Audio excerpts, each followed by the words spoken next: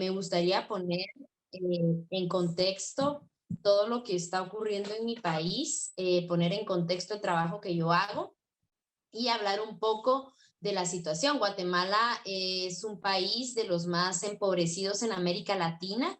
Es el tercer país, según eh, una investigación que se realizó, donde es de los países más violentos y más peligrosos para defender derechos humanos. Creo que Guatemala es como el cangrejo que va para atrás, porque mientras distintos países en América Latina ganan y avanzan y van hacia adelante en la recuperación de derechos, como por ejemplo Chile, Colombia, México, que han aprobado y el aborto, en Guatemala el 8 de marzo pasado se aprobó una ley que penaliza el aborto inclusive espontáneo, que criminaliza y prohíbe la educación sexual y reproductiva en el ámbito público y en lo privado, que criminaliza la diversidad sexual y que establece, según sectores fundamentalistas religiosos promovidos por partidos políticos, una ley que establece que la familia es solamente el hombre, la mujer y los hijos, como establece la Biblia. Nosotros denominamos esta ley, la 5272, como una ley de odio, una ley que fue aprobada el 8 de marzo como una forma de perpetuar el patriarcado y el genocidio a los pueblos y a las mujeres indígenas en Guatemala. Guatemala es un país donde más del 60% de la población somos población indígena, juventudes y lideradas por mujeres, pero también es un país donde más del 60% de la población vive en pobreza extrema, es decir, que no tiene condiciones de vida digna como salud, educación, y es uno de los motivos por las cuales, no sé si han escuchado en algún momento de las caravanas migrantes, pero bueno, esa es una de las razones fundamentales por las cuales la población, las juventudes, inclusive de 10, 11, incluso se ha escuchado en los últimos años de población migrante, de niños de 1, 2 a 3 años que se encuentran en estas caravanas migrantes yendo hacia Estados Unidos para vivir lo que se ha denominado como el sueño americano, pero que en realidad es una pesadilla para la población y para los migrantes centroamericanos. Guatemala y Centroamérica tienen una región de retrocesos democráticos. Guatemala concretamente se encuentra viviendo una dictadura muy parecida a la que se vivió aquí. Y entonces yo creo que es importante, digamos, poner en contexto la razón del por qué nosotros estamos luchando. Guatemala es un país y la región de Aviala, de América Latina, que ha sido colonizada. Después de esto nos ha tocado vivir distintos estadios de reformas liberales, nos ha tocado vivir dictaduras militares y Guatemala vivió 36 años de genocidio y de guerra. Y después de esto, la guerra perpetuada, la guerra no declarada continúa porque Guatemala tiene más personas fallecidas hoy en día que cuando estaba en una guerra declarada. Entonces, esta es la razón por la cual yo, como mujer indígena quiché, como activista de derechos humanos, he decidido luchar, porque en esa continuidad de violencia, de genocidio, es que hemos decidido fundar la colectiva Festivales Solidarios, que es parte fundamental del trabajo que nosotros hacemos para contar y hablar de historias. Si pueden proyectar ya la presentación, lo agradecería mucho, porque ya con este contexto quiero empezar hablando un poco. Bueno, como les decía, en Guatemala ha habido un incremento de la violencia y ha habido una continuidad de sucesos históricos que tienen que ver con el genocidio y el asesinato a pueblos indígenas. Yo personalmente, en mi historia personal, decidí hacerme activista y periodista porque en el año 2012 el ejército de Guatemala masacró a mi pueblo y a la organización indígena donde nosotros nos organizamos por manifestarnos en contra del alza de la energía eléctrica. Sabemos, así como acá, que en medio de las crisis los servicios se encarecen y Guatemala paga de las tarifas más altas de energía eléctrica. La siguiente, por favor. Hemos tenido nosotros que vivir una masacre que dejó a 7 personas asesinadas y esa es la razón por la cual nosotros decidimos, a partir de lo que ya hacíamos, yo me hice gestora cultural desde los 11 años y empecé a organizar actividades de música, actividades de rock, poesía, y entonces una cosa llevó a la otra y en medio de la crisis que nos tocó vivir en el pueblo, dije, bueno, ¿yo qué puedo hacer junto con Carlos y con otro compañero? ¿Qué podemos hacer? Denunciar lo que está pasando. ¿Qué podemos hacer que sea cotidiano, que sea algo que sepamos hacer? Y bueno, dijimos, nosotros somos artistas, somos gestoras culturales, somos comunicadores, bueno, entonces vamos a utilizar las herramientas que tenemos y por eso es que decidimos fundar festivales solidarios para utilizar el arte como una herramienta de transformación política. La siguiente. Ellos son los hermanos masacrados el 4 de octubre por el ejército de Guatemala por manifestarse en contra del alza de la energía eléctrica, que es en Guatemala la energía eléctrica está privatizada como casi todos los servicios, educación, salud, energía, agua, además. Y en este contexto era una empresa de capital español que se llama Unión Fenosa, la que estaba, la que era dueña del alambrado y del sistema eléctrico en el país en ese entonces. Ahora la empresa ha cambiado de capital y es una empresa israelí la que es dueña de la energía en Guatemala y bueno, esta es la razón por la cual es tan cara. La siguiente, por favor.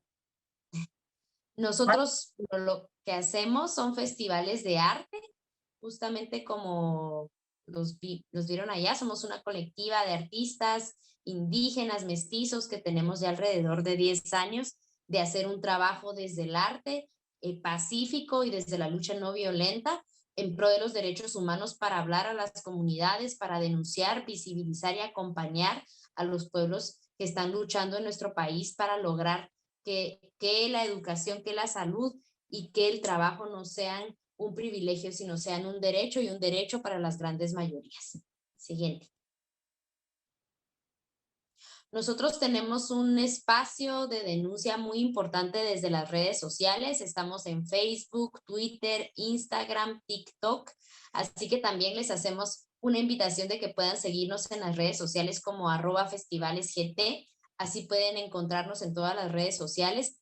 Y para nosotros el Internet se ha convertido en un espacio de difusión, de contextualización, de interacción con las luchas y con lo que ocurre en el país. Tenemos un eje fuerte de trabajo de denuncia desde la fotografía, desde los GIFs, desde los memes, desde la ilustración, el diseño gráfico de lo que ocurre en el país y estamos haciendo cierta interacción importante en las redes sociales.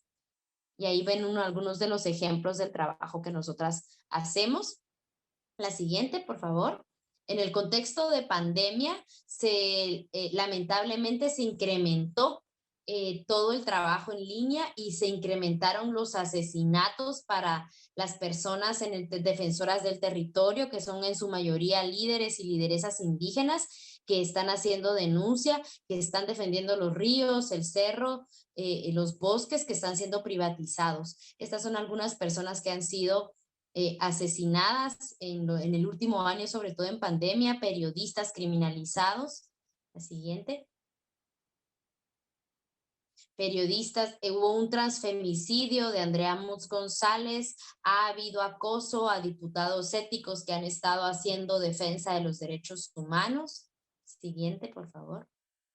Y también reivindicamos la memoria ancestral indígena, porque como les decía, yo soy una mujer indígena, él es el abuelo Atanasio Tzul, que es un abuelo importante para los pueblos quichés que habló desde antes de la creación del Estado-Nación guatemalteco, hablaba de las autonomías de los pueblos indígenas y el derecho que tenemos y que tenemos los pueblos para vivir desde nuestras identidades y desde nuestros usos y costumbres. Siguiente, por favor. Algo muy importante y y lo hemos dicho en la gira que hemos tenido en Extremadura y que también hemos tenido en distintos sitios, es que parte fundamental del trabajo que nosotros hacemos y nuestra metodología estrella son los festivales de protesta, las acciones y la intervención del espacio público. Y hago hincapié en esto porque en Guatemala no es como acá donde hay parques y hay posibilidad de que la gente pueda hacer interacción en el espacio público.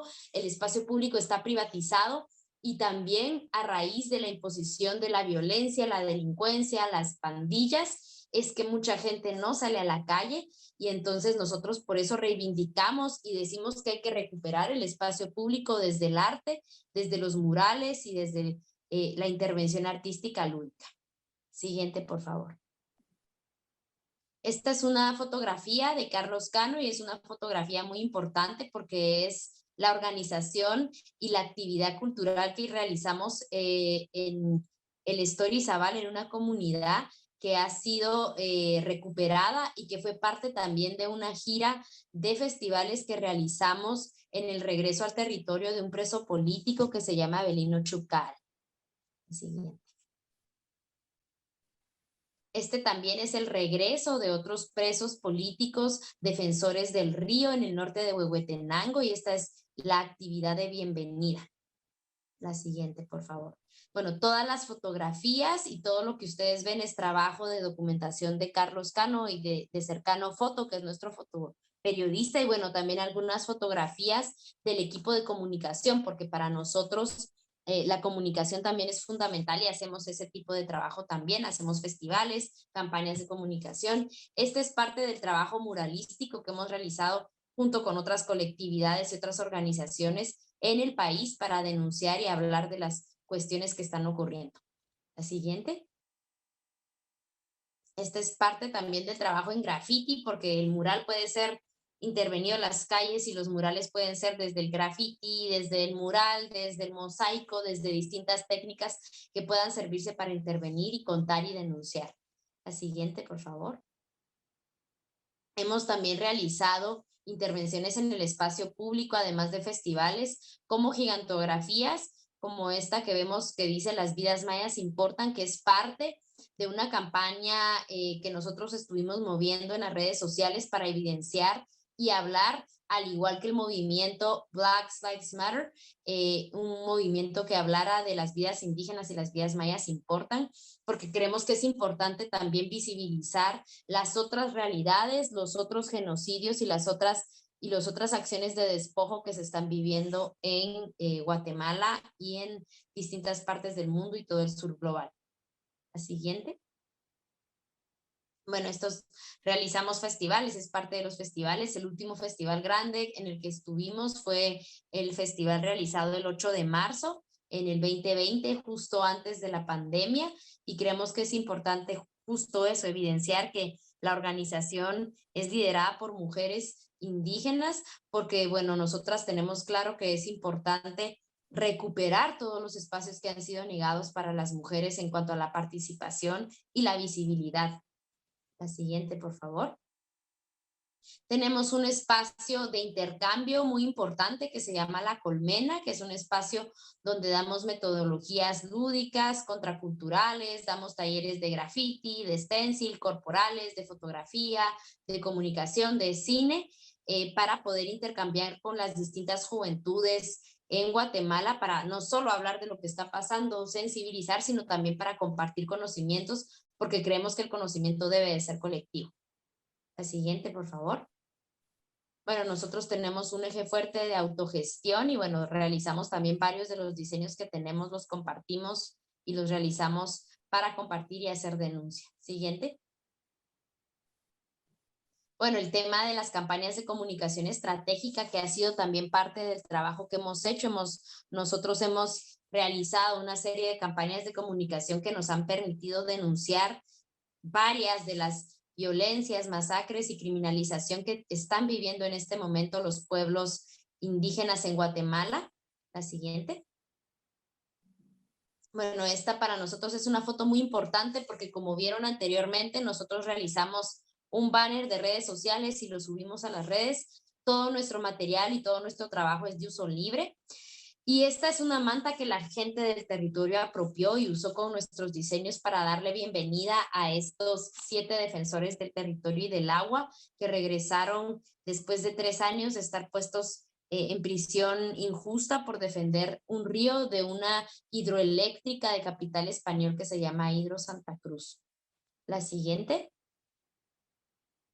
Tenemos también posibilidad de acompañar casos, todo nuestro trabajo es autogestivo y entonces nosotros en algunos casos podemos acompañar casos desde el inicio al final y eso le llamamos la polinización porque es el eje de trabajo de comunicación estratégica. La siguiente.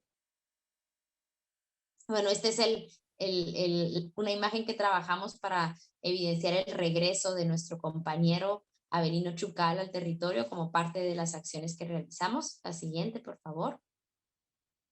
Y nuestra espiral de trabajo, que son los temas que trabajamos, la defensa del agua.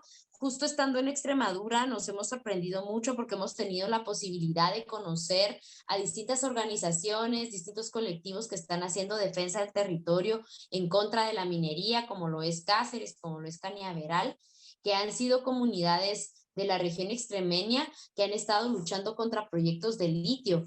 El litio es un material que se está usando para la realización de tecnología, teléfonos, computadoras, es decir, que esta realidad de despojo del territorio que estamos viviendo nosotros y continuidad de la colonia, le llamo yo, está ocurriendo también acá, está ocurriendo en distintas partes. Ellos hablaban de que hay una serie de licencias de minería, de explotación, y la minería realmente deja solo beneficios a los empresarios y a los dueños de las transnacionales, a las comunidades y territorios donde se implementa, no deja absolutamente nada bueno, contamina el agua, contamina el aire, contamina el suelo. Entonces, por eso es importante para nosotros evidenciar que es importante defender el agua y ver el agua no como un bien, no como un objeto, sino como un patrimonio de la humanidad que todas y todos deberíamos de cuidar y de defender. Y es algo importante que los pueblos indígenas estamos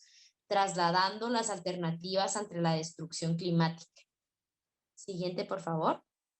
Bueno, este es un caso muy importante de una megamina de níquel ruso y de capital ruso, ucraniano, suizo, que está operando en el lago de Izabal, el lago más grande del país en Guatemala, que está siendo contaminada y está destruyendo el hogar del manatí, está destruyendo el hogar de cientos de personas que viven de la pesca en el Estorizabal y nosotros hemos trabajado una campaña de denuncia de esto.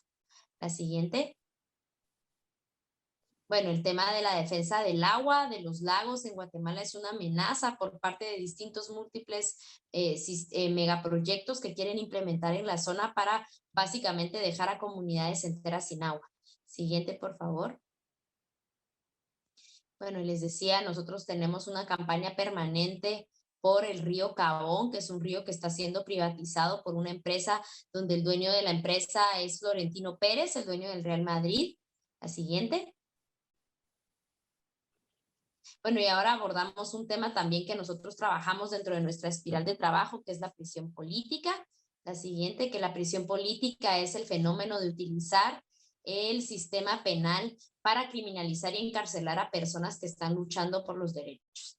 Este es el caso de María Kukchok, una mujer indígena quechí que es traductora, que está presa por delitos que no cometió. La siguiente.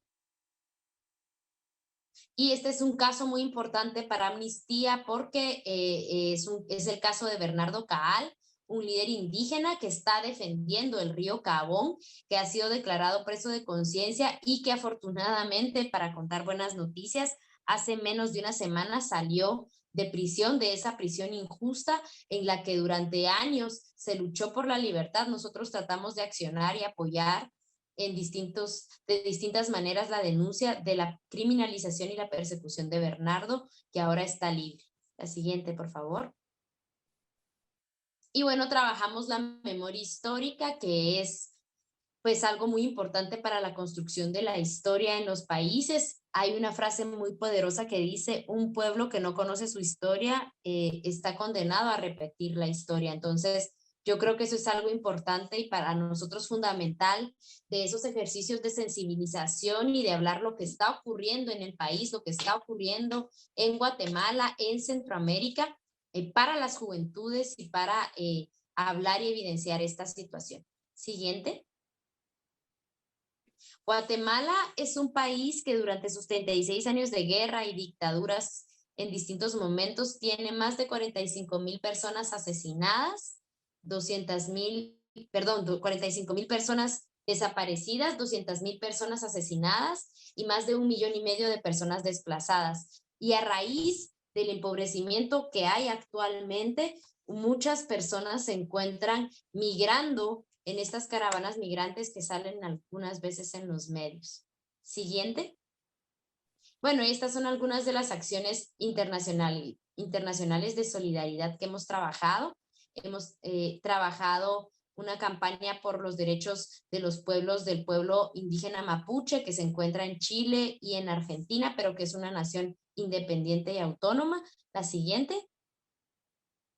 Hemos podido denunciar también la criminalización de Julian Assange, que es el fundador de Wikileaks, un espacio que lo que ha hecho es desclasificar documentos de la CIA y documentos de distintos gobiernos para evidenciar crímenes de corrupción. Siguiente.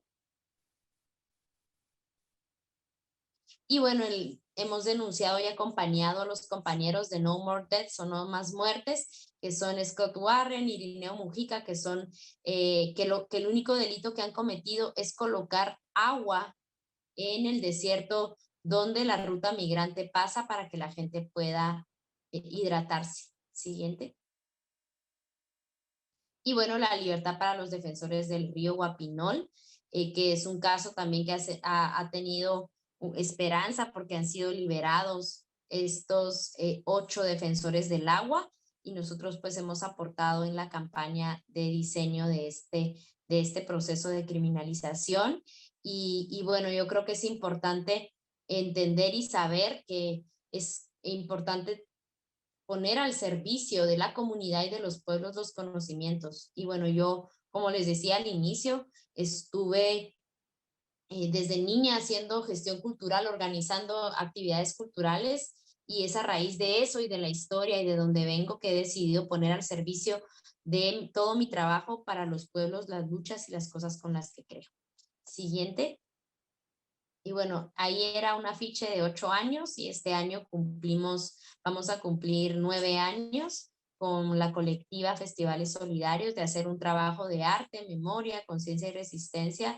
Y pues que quiero agradecer por la escucha y me gustaría aperturar en este momento un poco preguntas, respuestas, comentarios para que podamos ir desarrollando un debate y un diálogo entre todas y todos los que nos acompañen. Yo me siento pues profundamente emocionada también de poder tener este espacio de contar mi historia, de contar la historia del colectivo Festivales Solidarios, hablar del trabajo que hago. A raíz de todo esto que les he contado desde un inicio y que les he mostrado en la presentación, he tenido que salir del país junto a mi compañero Carlos Cano, que también es fundador del espacio, y hemos tenido que hacer solicitud de apoyo y de protección internacional en el Estado español, porque en este momento, con toda la criminalización que hay, con toda la violencia, decimos nosotros que vivimos en una dictadura y en una dictadura y en una guerra no declarada, porque no hay condiciones reales de poder nosotros tener justicia. Y esa es una realidad que mucha gente desconoce. Nosotros lo sabemos y por eso estamos haciendo esto, porque se desconoce lo que pasa en Centroamérica, lo que pasa en Guatemala, y creo que es importante, bueno, abrir estos espacios para sensibilizar y denunciar a la población en general. Y eso, un poco. Muchísimas gracias, Lucía. Muy interesante tu charla que nos da a conocer un poco la situación de tu país, que yo creo que en España es bastante desconocida. Y también muchas gracias por tu valentía en tu lucha. Damos ahora el paso a las preguntas. Veo que un grupo de Horcajo, donde está Sarri, quieren hacer alguna pregunta. Tenéis la palabra. Hola, Lucía. Buenas. Mira, queríamos preguntarte, te pregunto yo en nombre de la clase, si has tenido algún tipo de agresión o de persecución en Guatemala, cuál es tu situación allí y si estás ahora, si sigues allí en Guatemala o estás ahora aquí en España. Sí, bueno, lamentablemente como no han habido condiciones de protección para defensores de derechos humanos. Yo he vivido agresiones desde el 2014, hemos tenido retenciones paramilitares, bueno, para empezar hubo una masacre en nuestro pueblo por manifestarnos en contra del alza de la energía eléctrica. Hemos tenido distintos momentos de agresión y criminalización por nuestro trabajo periodístico y también casos de criminalización abiertos por también nuestro trabajo de documentación, agresiones y un intento de homicidio en el 2020, donde documentamos tala ilegal. Entonces, definitivamente sí hemos vivido violencia y esa ha sido la razón por la cual hemos tenido que salir de Guatemala y hemos tenido que hacer solicitud de protección internacional en el Estado español. Sí. Ahora tiene una pregunta el grupo de Emilio.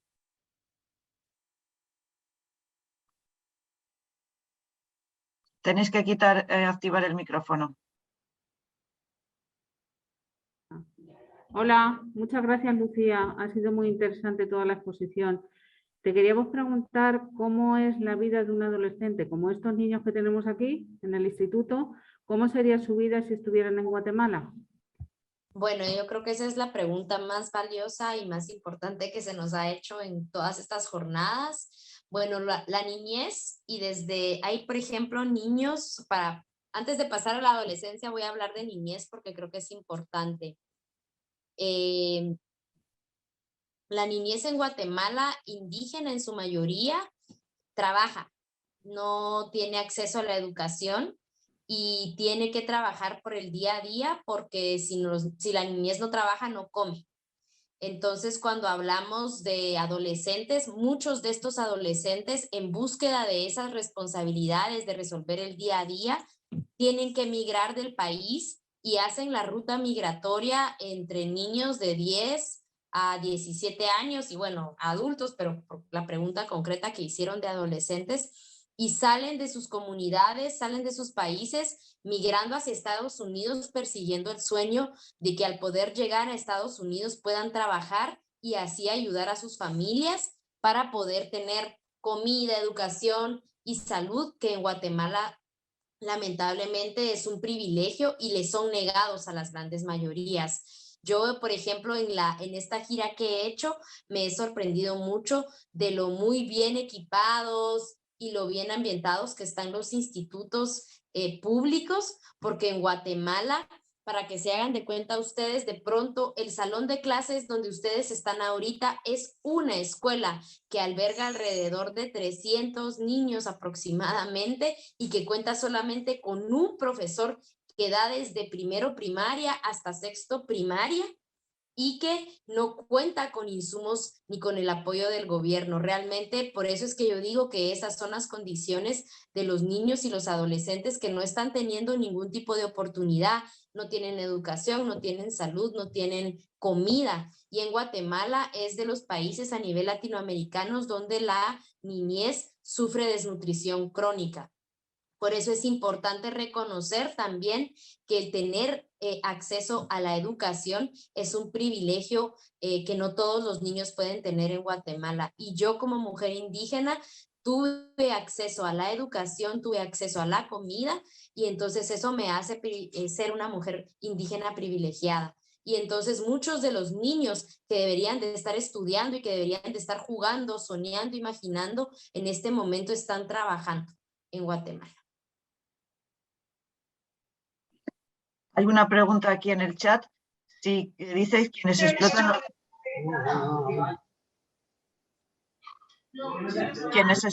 debe estar un grupo un grupo nuevo debe estar entrando.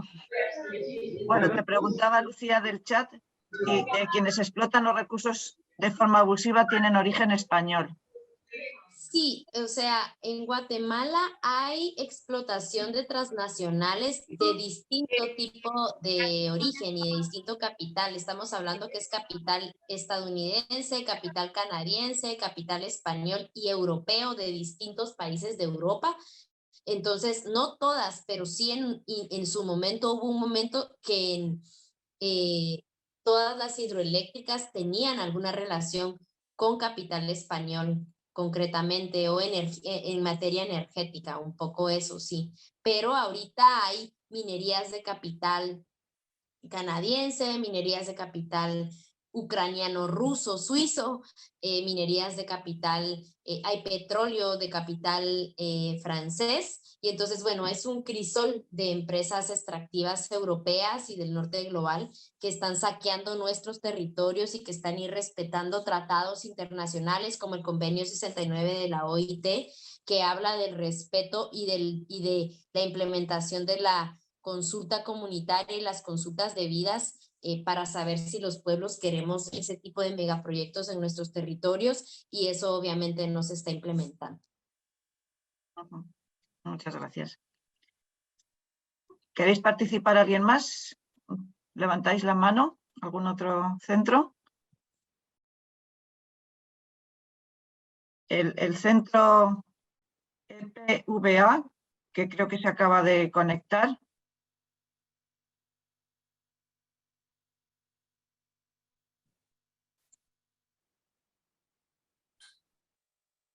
¿Otra pregunta de Serri? ¿Puedes preguntar? Sí. ¿Están interesadas las chicas de la clase por la situación concreta de las mujeres en Guatemala? Sí, bueno, les decía que el 8 de marzo fue aprobada una ley de odio misógina, patriarcal, que hablaba de la criminalización del aborto, de la prohibición de la educación sexual integral. Solo para que se hagan una idea, en el 2020 y 2021 se registraron más de 19,000 embarazos de niñas de 10 a 11 años, y todas estas son violaciones sexuales.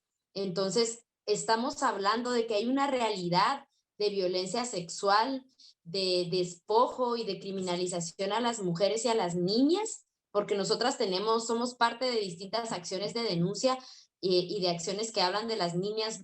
Somos niñas, no madres, y el gobierno de Guatemala realmente no tiene ni el más mínimo interés, y sobre todo la élite, las élites empresariales, de defender los derechos de las mujeres. Obviamente, a pesar de que esto no ocurra, somos cientos de mujeres indígenas y mestizas que estamos en las calles luchando por nuestros derechos, pero no tenemos ninguna garantía.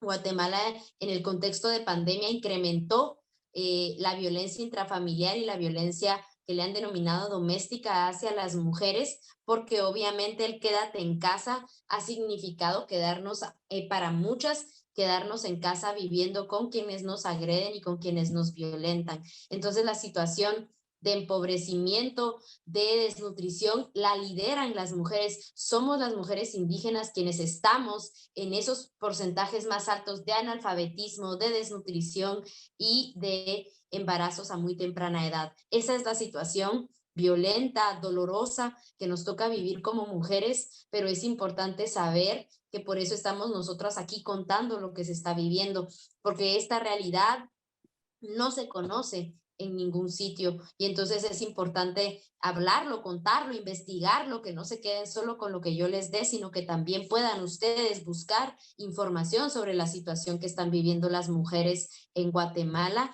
y en América Central, porque creo que hay una invisibilidad de toda la región centroamericana y de la situación que estamos viviendo.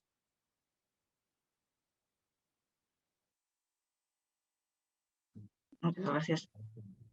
Hablabas de un matiz que me piden es que quieren saber si pueden salir solas a la calle o tienen que salir acompañadas. Si hay algún tipo de...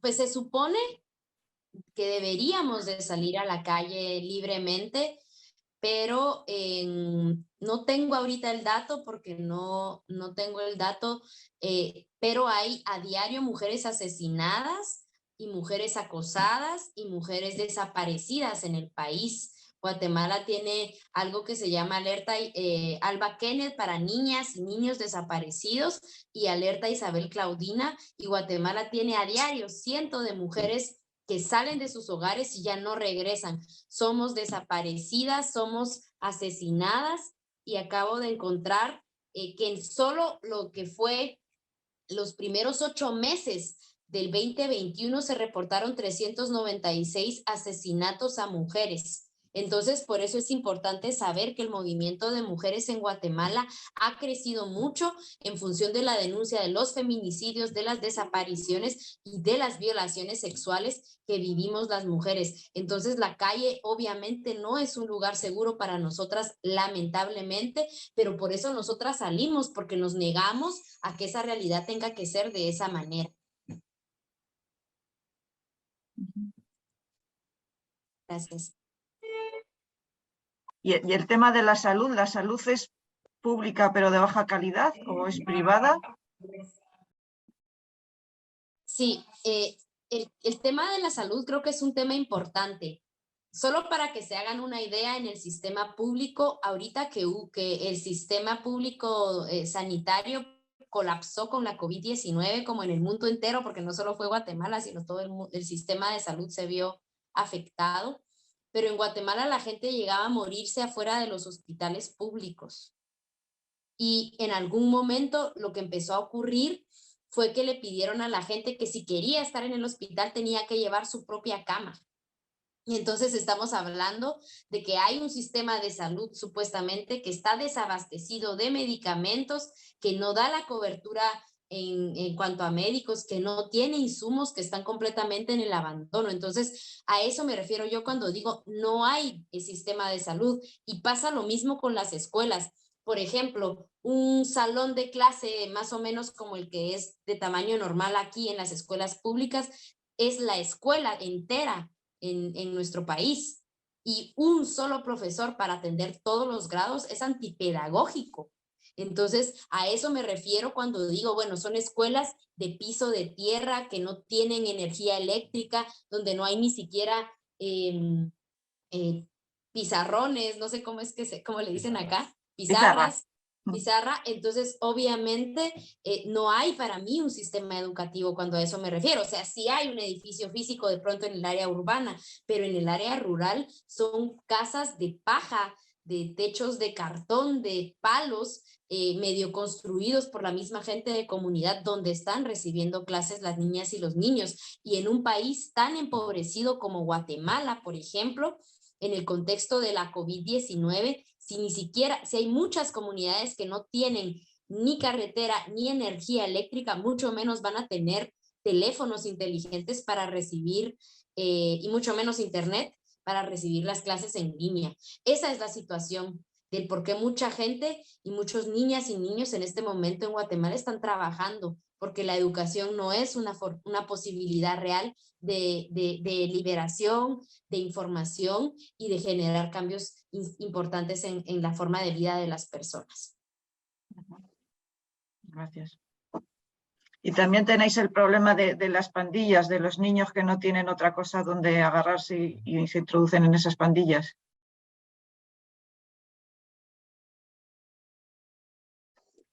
Sí. Y en realidad, bueno, recientemente acaban de avisarnos que en El Salvador, justamente que está a la par de Guatemala y que es una realidad muy parecida, acaban de autorizar en la ley penal que los niños de 12 años que sean mareros, digamos, puedan ir a la cárcel.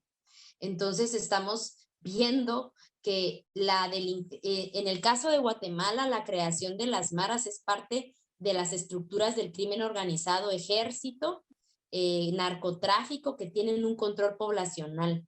Entonces no se trata solamente de un sector social descontento o de un sector social de la población que esté en empobrecimiento, sino quiénes son los que tienen las armas, quiénes arman a estos grupos delincuenciales, el mismo Estado, el mismo ejército. Entonces, por eso para nosotros es preocupante, porque en el nivel de pobreza que hay, y no es que yo esté defendiendo a los delincuentes, mucha gente lo que tiene que ver es opta por la delincuencia como una forma de vida para poder garantizarse la comida, y es parte también de esas políticas de exterminio y de despojo a las grandes mayorías. Muchas gracias. Silvia, Sí. ¿tiene una pregunta? Sí. Hola, buenas tardes. Pues muchísimas gracias por esta charla tan interesante. Yo querría preguntarte, bueno, me saltan muchísimas preguntas, pero bueno, concretamente una. ¿Qué relaciones se establecen entre esas grandes corporaciones y empresas y el Estado y los gobiernos locales, nacionales? Sí, claro. Bueno, esa es una pregunta importante porque yo personalmente acuño un término que denomino Guatemala es un estado empresa, porque funciona a partir de los intereses de empresas transnacionales. Es decir, como Guatemala es de los países más impunes, más violentos y más corruptos del mundo y de América Latina, las empresas saben eso y saben que no hay mejor panorama para hacer inversión que en países como los nuestros. Entonces llegan, se instalan en nuestros países, compran voluntades del presidente, de los alcaldes, de los diputados, grandes cantidades de dinero. Estos proyectos son aprobados y son implementados sin la consulta y sin el respeto de la decisión poblacional. Entonces es una cuestión básicamente donde nosotros hemos podido tener acceso a información, donde tú puedes entrar, si eres inversionista de alguna empresa extractiva energética, hidroeléctrica, minera, a una especie de catálogo donde tú puedes ver dónde hay uranio, dónde hay oro, dónde hay plata, escoges, inviertes y pasas directamente tu proyecto a ser aprobado por parte del gobierno y por parte de empresas que se dedican a esto, sin importar la población que esté viviendo en el lugar. Entonces llegan los proyectos respaldados y protegidos por el ejército, por la policía y por los gobiernos para poder implementarse. Entonces no hay realmente un respaldo realmente del Estado, al contrario, el Estado es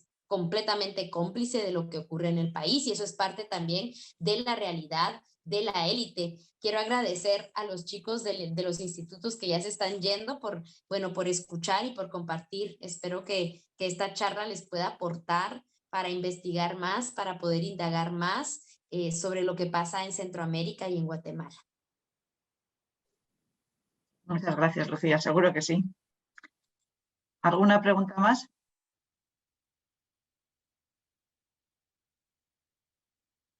Algunos ya tendrán otras clases o tendrán que salir. Sí, pero bueno, si no hay otra pregunta, quiero, agradecer públicamente a Amnistía por esta posibilidad de intercambiar. Me estoy súper emocionada porque sé que hay muchos salones de muchas personas y muchos chicas y chicos escuchando. También la invitación es a que puedan seguirnos en las redes sociales como Festivales Solidarios, @FestivalesSolidariosGT o Festivales GT, en Twitter, Facebook, Instagram y TikTok, que puedan ahí enterarse de primera mano de lo que está ocurriendo en el país y agradecer profundamente a Amnistía por abrirnos estos espacios de sensibilización y para poder contar lo que está ocurriendo en nuestro país. Muchísimas gracias, Lucía. Nosotros también te agradecemos tu disponibilidad para la charla y también quiero decir a los centros que hemos grabado esta sesión y la podremos colgar, os la podremos enviar y así quien no haya podido verlo todo entero se lo pueda pasar a otros grupos, lo pueden seguir disfrutando. Vale, pues gracias. muchísimas gracias a todos. Un saludo. Un saludo.